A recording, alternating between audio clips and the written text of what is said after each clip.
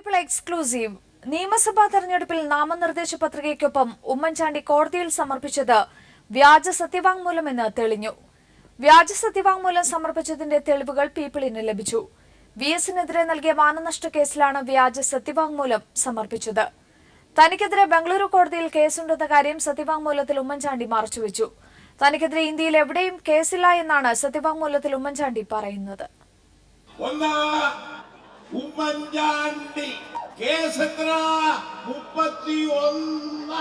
VS അച്യുതാനന്ദന്റെ Dharmadam പ്രസംഗത്തെ തുടർന്നാണ് VS-നെതിരെ മാനനഷ്ട കേസുമായി Oommen Chandy Thiruvananthapuram sessions കോടതിയെ സമീപിക്കുന്നത്. ഞാൻ ഇന്നിപ്പം അവിടെ വിറ്റ് കൊടുത്തിരിക്കുക, എന്റെ പേരിൽ ഒരു കേസുമില്ലെന്ന്. ഇനി അദ്ദേഹത്തിന് ഇനി എന്ത് പറഞ്ഞു ഒഴിഞ്ഞു മാറാൻ പറ്റും? 2016 ഏപ്രിൽ 28 തിരുവനന്തപുരം കോടതിയിൽ VS-നെതിരെ നൽകിയ മാനനഷ്ട കേസിൽ സമർപ്പിച്ച സത്യവാങ്മൂലത്തിൽ തനിക്കെതിരെ ഈ രാജ്യത്ത് എവിടെയും കേസില്ലെന്ന് ഉമ്മൻചാണ്ടി വ്യക്തമാക്കുന്നു. എന്നാൽ ഇനി ഇത് ശ്രദ്ധിക്കുക.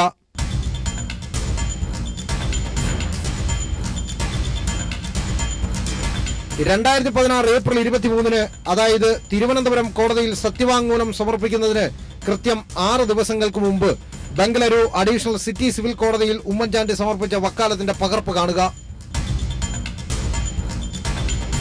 6 ദിവസങ്ങൾക്ക് മുമ്പ് നടന്ന ഒരു സംഭവം ഉമ്മൻചാണ്ടി തിരുവനന്തപുരം കോടതിയിൽ മറച്ചുവെച്ചത് 18 ദിവസങ്ങൾക്ക് ശേഷം നടക്കാൻ പോകുന്ന നിയമസഭാ തെരഞ്ഞെടുപ്പ് മുന്നിൽ കണ്ടെന്നത് വ്യക്തം. ഇനി ഉമ്മൻചാണ്ടി കോടതി വിധി വന്നതിന് തൊട്ടു പിന്നാലെ ഫേസ്ബുക്കിൽ കുറിച്ചത് വായിക്കുക. തനിക്കെതിരെ കേസുള്ള കാര്യം അറിഞ്ഞില്ല എന്നാണ് അന്ന് അദ്ദേഹം കുറിച്ചത്. എന്നാൽ ഇന്നലെ നടന്ന വാർത്താ സമ്മേളനത്തിൽ ഫേസ്ബുക്ക് പോസ്റ്റിനെയും ഉമ്മൻചാണ്ടി തള്ളിപ്പറഞ്ഞു. എന്നെ സംബന്ധിച്ചിടത്തോളം ഈ കേസിന്റെ ആരംഭം 2012 മുതൽ എല്ലാ കാര്യങ്ങളും അറിയാമായിരുന്നത് കൊണ്ട് ഞാൻ ഒട്ടും അത് ഗൗരവമായിട്ടെടുത്തില്ല.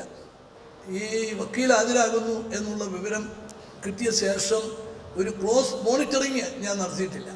വ്യാജ സത്യവാങ്മൂലം കോടതിയിൽ സമർപ്പിച്ചത് വഴി കോടതിയെ തെറ്റിദ്ധരിപ്പിക്കാനായിരുന്നു ഉമ്മൻചാണ്ടി ശ്രമിച്ചതെന്നത് വ്യക്തം. എസ് ജീവൻകുമാർ, തിരുവനന്തപുരം. അനധികൃത സ്വത്ത് സമ്പാദന കേസിൽ ടോം ജോസിന്റെ യാത്രാരേഖകൾ വിജിലൻസ് പരിശോധിക്കും. വിജിലൻസ് റെയ്ഡിൽ പാലാരിവട്ടത്തെ വീട്ടിൽ നിന്നും 2 ലോക്കറുകളുടെ താക്കോൽ ലഭിച്ചു. 2010 മുതൽ നടത്തിയ ഇടപാടുകളുടെ വിശദാംശങ്ങൾ നൽകണമെന്ന് വിജിലൻസ് അറിയിച്ചു. ഇടപാടുകളുടെ വിശദാംശങ്ങൾ ആരാഞ്ഞ് ബാങ്കുകൾക്ക് കത്തും നൽകി. Punjab national bank, federal bank, SBI അടക്കം 6 ബാങ്കുകൾക്കാണ് കത്ത് നൽകിയിരിക്കുന്നത്. ടോം ജോസിന് വായ്പ തിരിച്ചടക്കാൻ കോടിക്കണക്കിന് രൂപ നൽകി സഹായിച്ച ഡോക്ടർ അനിത ജോസിന്റെ സാമ്പത്തിക ഉറവിടം അന്വേഷിക്കാനാണ് വിജിലൻസിന്റെ തീരുമാനം. ഇരുവരും തമ്മിലുള്ള സാമ്പത്തിക ബന്ധത്തിന്റെ രേഖകൾ വിജിലൻസിന് ലഭിച്ചു. ടോം ജോസിന്റെ യാത്രാരേഖകൾ പരിശോധിക്കാൻ വിജിലൻസ് തീരുമാനിച്ചിട്ടുണ്ട്. പാലാരിവട്ടത്തെ വീട്ടിൽ നിന്ന് ലഭിച്ച 2 താക്കോലുകൾ ഉപയോഗിച്ച് ബാങ്ക് ലോക്കറുകൾ തിങ്കളാഴ്ച തന്നെ തുറന്നു പരിശോധിക്കും. 2010 മുതൽ 2016 വരെ ടോം ജോസ് നടത്തിയ എല്ലാ ബാങ്ക് ഇടപാടുകളുടെയും ഡീറ്റെയിൽ സ്റ്റേറ്റ്മെന്റ് നൽകണമെന്നാവശ്യപ്പെട്ട് ബാങ്കുകൾക്ക് കത്ത് നൽകി. Punjab national bank, oriental bank of commerce, federal bank, SBI അടക്കം 6ഓളം ബാങ്കുകൾക്കാണ് കത്ത് നൽകിയിരിക്കുന്നത്. അന്വേഷണത്തിൽ ഇതുവരെ ലഭിച്ച വിശദാംശങ്ങൾ പരിശോധിക്കുന്നതിനായി വരുന്ന തിങ്കളാഴ്ച ഒരിക്കൽ കൂടി വിജിലൻസ് സംഘം യോഗം ചേരും. ഇതിനുശേഷം ടോം ജോസിനെ കൊച്ചിയിലേക്ക് വിളിച്ചു വരുത്തി ചോദ്യം ചെയ്യാനാണ് വിജിലൻസിന്റെ തീരുമാനം. എസ് ജീവൻകുമാർ, തിരുവനന്തപുരം. തനിക്കെതിരെ പരാതിക്കാരനും വിജിലൻസിലെ ഉന്നതരും തമ്മിൽ ഗൂഢാലോചന നടക്കുന്നുണ്ടെന്ന് ആരോപിച്ച് DGP ശങ്കർ റെഡ്ഡി വിജിലൻസ് ഡയറക്ടർക്ക് കത്ത് നൽകി. പരാതിക്കാരനായ പായിച്ചിറ നവാസ് ക്രിമിനൽ കേസിലെ പ്രതിയാണെന്നും ശങ്കർ റെഡ്ഡി കത്തിൽ ആരോപിക്കുന്നു. പേരെടുത്തു പറഞ്ഞിട്ടില്ലെങ്കിലും വിജിലൻസ് ഡയറക്ടർ ജേക്കബ് തോമസിന് ഉന്നം വെച്ചാണ് ശങ്കർ റെഡ്ഡിയുടെ കത്ത്. വിജിലൻസിലെ ഉന്നതർ തനിക്കെതിരെ പരാതി നൽകിയ പായിച്ചിറ നവാസുമായി ഗൂഢാലോചന നടത്തിയിട്ടുണ്ടെന്നാണ് കത്തിലെ പരാമർശം. വിജിലൻസിലെ ഉന്നതർ നിക്ഷിപ്ത താൽപര്യത്തോടെ ഗൂഢാലോചന നടത്തുന്നു. പരാതി നൽകിയ പായിച്ചിറ നവാസ് ക്രിമിനൽ കേസിലെ പ്രതിയാണ്. മുൻ വിജിലൻസ് ഡയറക്ടർ ശങ്കർ റെഡ്ഡിക്കെതിരെ വിജിലൻസിലെ ചിലരുമായി ഗൂഢാലോചന നടത്തിയാണ് പരാതിക്കാരൻ കോടതിയിലെത്തിയതെന്നും കത്തിൽ പറയുന്നു. മുൻ വിജിലൻസ് ഡയറക്ടർ ശങ്കർ റെഡ്ഡിക്കെതിരെ 2 പരാതികളാണ് നവാസ് കോടതിയിൽ നൽകിയിരുന്നത്. വിജിലൻസ് ഡയറക്ടറായിരിക്കെ ശങ്കർ റെഡ്ഡി ബാർ കേസ് അട്ടിമറിച്ചുവെന്നും സോളാർ കേസിലെ പരാതി മുക്കിയെന്നുമാണ് ഈ ഹർജികൾ. 2 പരാതിയിലും കോടതി ത്വരിത അന്വേഷണത്തിന് ഉത്തരവിട്ടു. ഈ സാഹചര്യത്തിലാണ് ജേക്കബ് തോമസിനെ പരോക്ഷമായി പരാമർശിച്ച് ശങ്കർ റെഡ്ഡിയുടെ കത്ത്. News bureau, Thiruvananthapuram. തിരികെ വാർത്തകളിലേക്ക്. ആറന്മുളയിൽ 22 വർഷമായി തരിശായി കിടന്ന ഭൂമിയിൽ കൃഷിയിറക്കി. മുഖ്യമന്ത്രി പിണറായി വിജയനാണ് ഉത്സവ അന്തരീക്ഷത്തിൽ വിത്തെറിഞ്ഞ പദ്ധതി ഉദ്ഘാടനം ചെയ്തത്. കൃഷിമന്ത്രി VS സുനിൽകുമാർ അടക്കമുള്ള നിരവധി പ്രമുഖരും ചടങ്ങിൽ പങ്കെടുത്തു. ആറന്മുളയിൽ വിമാനത്താവളം വേണ്ടെന്ന നിലപാടിൽ ഉറച്ചു നിൽക്കുന്നതായി മുഖ്യമന്ത്രി വ്യക്തമാക്കി. പരിസ്ഥിതിയെ സംരക്ഷിച്ചുകൊണ്ടുള്ള വികസനമാണ് വേണ്ടതെന്നും പിണറായി വിജയൻ പറഞ്ഞു.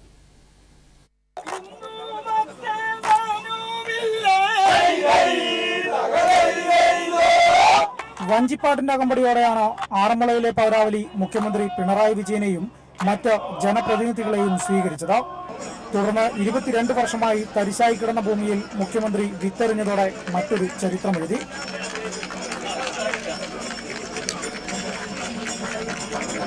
കാർഷിക മേഖലയിൽ വലിയ കുതിച്ചുചാട്ടത്തിനാണ് സർക്കാർ തയ്യാറെടുക്കുന്നത്. വലിയ ജനകീയ മുന്നേറ്റത്തിലൂടെ തോടുകൾ പുനഃസ്ഥാപിക്കണം, കുളങ്ങൾ നവീകരിക്കണം. അതുവഴി കൃഷിക്കാവശ്യമായ വെള്ളം എത്തിക്കാൻ സാധിക്കും. പരിസ്ഥിതിയെ സംരക്ഷിച്ചുകൊണ്ടുള്ള വികസനത്തിന്റെ ഭാഗമായാണ് കൃഷി ഇറക്കിയതെന്നും മുഖ്യമന്ത്രി പറഞ്ഞു. നമ്മുടെ നാടിന്റെ മൊത്തമായ വികസനമാണ് നാം ആഗ്രഹിക്കുന്നത്. ആ വികസനം എന്ന് പറയുമ്പോൾ പരിസ്ഥിതി സംരക്ഷിച്ചുകൊണ്ടുള്ള വികസനം തന്നെയാണ്. നാടിന്റെ സമഗ്രമായ വികസനമാണ് ഉദ്ദേശിക്കുന്നത്. KGS ഗ്രൂപ്പ് വിമാനത്താവളത്തിനായി തയ്യാറാക്കിയ ഭൂമിയിലും അധികം വൈകാതെ തന്നെ കൃഷി ഇറക്കാനാകുമെന്നും മുഖ്യമന്ത്രി കൂട്ടിച്ചേർത്തു. 22 വർഷമായുള്ള ആറന്മുളയിലെ കർഷകരുടെ കാത്തിരിപ്പിനാണ് ഇതോടെ വിരാമമായത്. കാർഷിക മേഖലയ്ക്ക് ഇതോടുകൂടെ ഇടതുപക്ഷ സർക്കാർ പുതിയൊരു വാതായനം തുറന്നുകൊടുക്കുകയും ചെയ്തു. ആറന്മുളയിൽ നിന്നും ക്യാമറമാൻ വിനേഷ് നേതാജിക്കൊപ്പം ബിജേഷ് നടുവിൽ.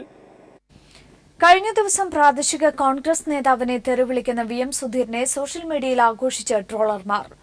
സുധീരൻ പൂഞ്ഞാർ MLA PC ജോർജിനെ പോലും കടത്തിവെട്ടിയെന്നാണ് ട്രോളർമാരുടെ പോസ്റ്റ്. ചിരിയും പരിഹാസവും വിമർശനവും കലർന്ന നിരവധി ട്രോളുകളാണ് സോഷ്യൽ മീഡിയയിൽ പ്രചരിക്കുന്നത്. കണ്ണൂർ കല്യാശ്ശേരിയിൽ ആയുർവേദ ഡോക്ടറായ നീത P നായരുടെ പുതിയ ക്ലിനിക് ഉദ്ഘാടനം ചെയ്യാനെത്തിയപ്പോൾ സ്ഥലത്തിന്റെ ഉടമസ്ഥാവകാശം സംബന്ധിച്ച തർക്കത്തിൽ പ്രാദേശിക നേതാവ് സംസാരിക്കാനെത്തിയപ്പോഴായിരുന്നു സുധീരന്റെ അസഭ്യവർഷം.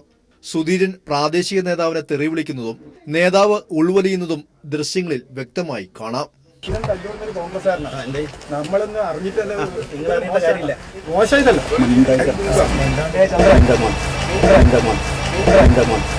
സുധീരനിൽ നിന്നുണ്ടായ തെറിവിളി പിന്നീട് സോഷ്യൽ മീഡിയ ഏറ്റെടുത്ത് ആഘോഷമാക്കി മാറ്റി. തെറിവിളിക്കുന്നതിൽ PC ജോർജ് പോലും തോറ്റുപോയെന്നാണ് ട്രോളർമാരുടെ പോസ്റ്റ്. മാത്രമല്ല, തെരുവുനായ വിഷയം കേരളത്തിൽ സജീവമായി ചർച്ച ചെയ്യുമ്പോൾ സുധീരന്റെ പ്രയോഗവും കൊഴുപ്പുകൂട്ടി. സിനിമകളിലെ രസകരമായ രംഗങ്ങൾ കോർത്തിണക്കിയാണ് ട്രോളർമാരുടെ ആഘോഷം.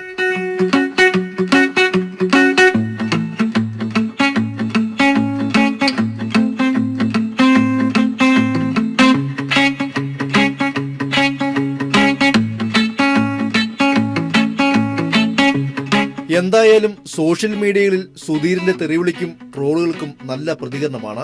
ആദർശധീരനെന്ന് സ്വയം അഭിമാനിക്കുന്ന സുധീരന്റെ മുഖംമൂടി തന്നെ അഴിഞ്ഞു വീണിരിക്കുകയാണ് സോഷ്യൽ മീഡിയയിലൂടെ. News desk. ഏകീകൃത സിവിൽ കോഡ് അംഗീകരിക്കില്ലെന്ന് മുസ്ലിം സംഘടനകൾ. മുത്തലാഖ് ചൂണ്ടയിൽ കോർത്ത് ഇരയാണെന്നും ഇക്കാര്യത്തിൽ മതേതര സംഘടനകളുമായി ചർച്ച നടത്തുമെന്നും ലീഗ് വിളിച്ചുയർത്ത മുസ്ലിം സംഘടനകളുടെ യോഗത്തിൽ തീരുമാനമായി. ശരീഅത്ത് സമ്പൂർണ്ണമാണെന്നും ഇപ്പോഴുള്ള ഇസ്ലാമിക നിയമങ്ങൾ തിരുത്തേണ്ട ആവശ്യമില്ലെന്നും യോഗത്തിൽ തീരുമാനിച്ചു.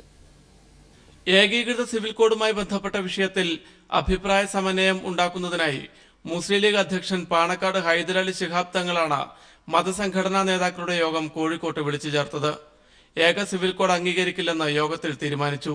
കേന്ദ്ര സർക്കാരിന്റെ ദുരുദ്ദേശപരമായ രാഷ്ട്രീയ നീക്കമാണ് ഇതിനു പിന്നിൽ. ഏക സിവിൽ കോഡ് മതേതരത്വത്തിന്റെ അടിസ്ഥാന പ്രമാണങ്ങൾക്ക് എതിരാണ്. ശരീഅത്ത് സമ്പൂർണ്ണമാണെന്നും അതിൽ ഭേദഗതി ആവശ്യമില്ലെന്നും യോഗം വിലയിരുത്തി. നിയമ കമ്മീഷൻ ചോദ്യാവലി ബഹിഷ്കരിക്കും. ഏക സിവിൽ കോഡിനെതിരെയുള്ള പോരാട്ടത്തിൽ മതേതര പ്രസ്ഥാനങ്ങളുമായി കൈകോർക്കും. അതേസമയം മുത്തലാഖിനെ കുറിച്ച് ഉയർന്ന ചോദ്യത്തിന് PK കുഞ്ഞാലിക്കുട്ടിയുടെ മറുപടി ഇതായിരുന്നു. അതൊരു ചൂണ്ടയിലെ ഇരയാണ്, ഒരു ചൂണ്ടയിലെ ഇരയാണ്. അതുകൊണ്ട് അതിനാരും മുഖവിലക്കെടുക്കുന്നില്ല. അതൊരു കേന്ദ്ര ഗവൺമെന്റിന്റെ ഒരു നീക്കം. അതിനുവേണ്ടി മുത്തലാഖ് പറയുന്നതാണ് ലക്ഷ്യം, ശരീഅത്താണ്. അപ്പോൾ അതിന് ഇപ്പം ഈ ഘട്ടത്തിൽ റിഫോം, പരിഷ്കരണം എന്നുള്ളതിന് കേന്ദ്ര ഗവൺമെന്റ് മുൻകൈ എടുക്കേണ്ടതില്ല. മുസ്ലിം ലീഗിന്റെ രാഷ്ട്രീയ അജണ്ടയുടെ ഭാഗമായാണ് യോഗം വിളിച്ചു ചേർത്തതെന്നാരോപിച്ച് INL-ഉം കാന്തപുരം വിഭാഗവും യോഗം ബഹിഷ്കരിച്ചു. News bureau, Kozhikode.